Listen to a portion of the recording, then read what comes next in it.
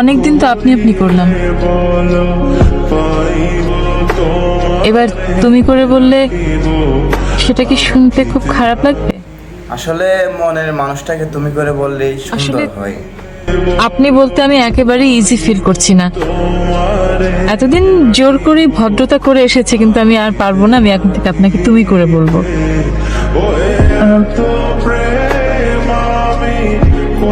এতদিনের বন্ধুত্বের অধিকার নিশ্চয়ই আমি প্রত্যাশা করতে পারি। কি পারি না? বন্ধুত্বের ক্ষেত্রে আপনি শব্দটা বেশ শান্ত, ভদ্র, নিরাপদ, কিন্তু তুমি শব্দটা কিন্তু উগ্র, বেয়ারা, ডিমান্ডিং।